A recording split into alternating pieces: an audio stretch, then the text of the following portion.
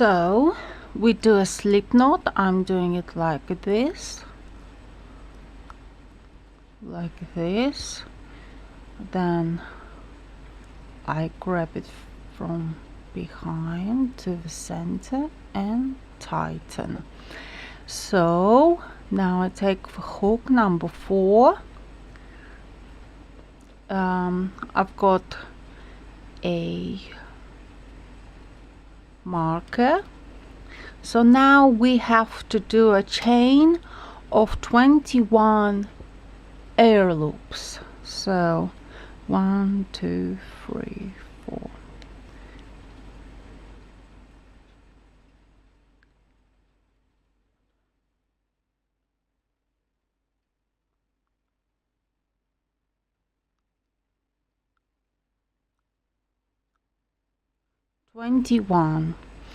So this is a chain of 21 air loops. You can crochet into these holes, into this ones, like these holes, single crochet into these ones, which is simpler, but I prefer it a different way. But it's all up to you how you feel comfortable, how you like to start the chain and your work generally. So that's how it looks like. Or you can start, you rotate slightly this chain and you get these bumps in here. I like to knit through the bumps because it creates a nicer edge as you crochet.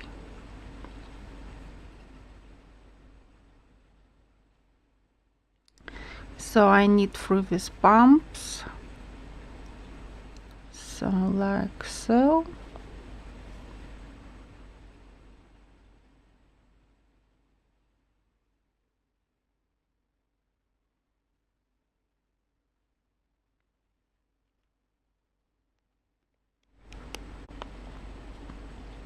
Now I have crocheted to the end, so this is my last crochet stitch. We reverse the work, so we turn the work this way and we do 3 air loops. 1, 2, 3, and then we do yarn over, and we do not need the first loop, we need the second loop. So we do double crochet, 1, double crochet, 2, double crochet, 3, and the first chain, the 3 loops are considered as a stitch, as a double crochet. So imagine it's 4 instead of 3, but because we begin a new row we need to make these 3 air loops. So then after we've made the 3 air loops and 3 double crochet, we do 2 air loops, and at the bottom we skip 2, 1, 2, and we do yarn over and we skip the 2 and we do double crochet. We do 4 double crochet, 3, 4 double crochet, then we do another 2 air loops, and then we skip 2 at the bottom. in the third we do 2 double crochet.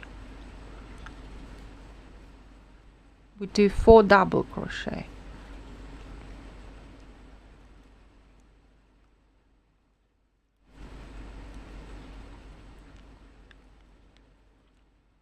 Yarn over and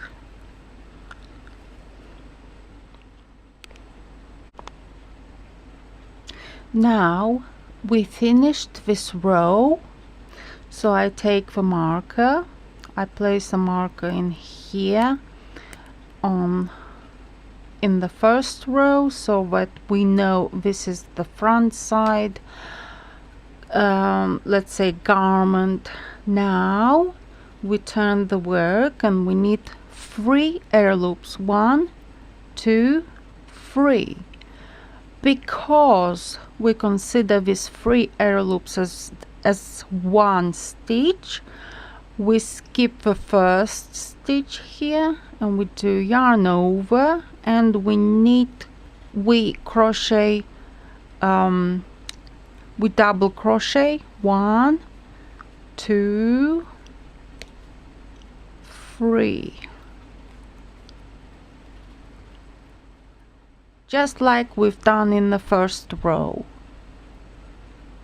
Then we do 2 air loops, we skip the 2 loops at the bottom, and we need above the double crochet which we've made in the previous row.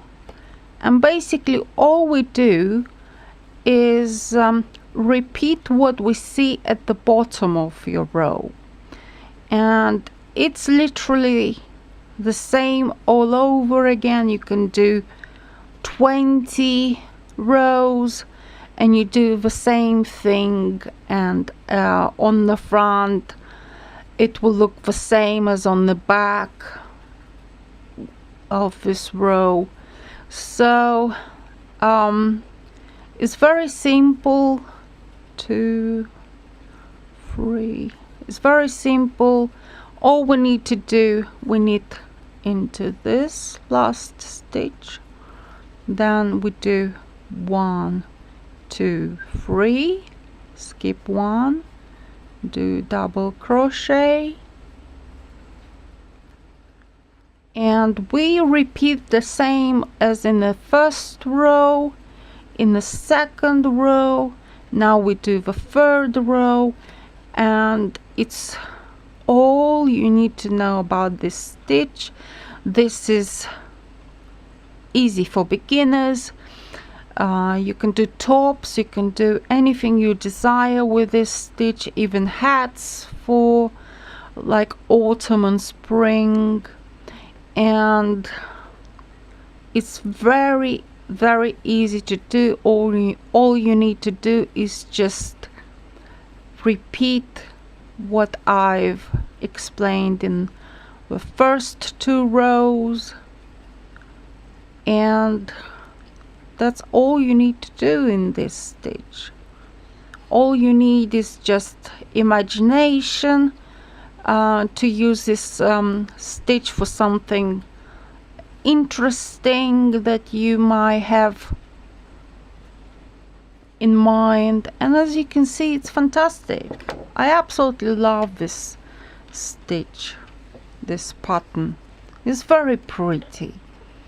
It's pretty, it's airy, has a little bit of open work here because of these gaps, because of these squares, and the marker shows this is the front side. But if you prefer the wrong side to be the front side, it's all up to you, because it's the same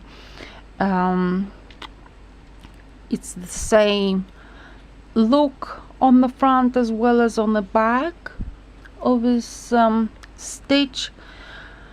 So I hope this is enough for you to understand this stitch through what I've explained, and hopefully you can do something beautiful and interesting. Please tag me when you use this stitch. I'll be very pleased to know that you are doing beautiful garments with it.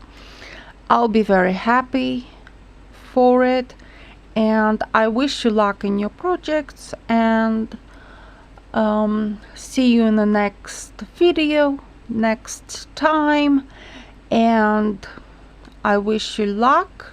Please like my videos, subscribe, and I wish you luck in your creative mind, in your creativity, and see you soon in my next video. Thank you very much. Bye bye.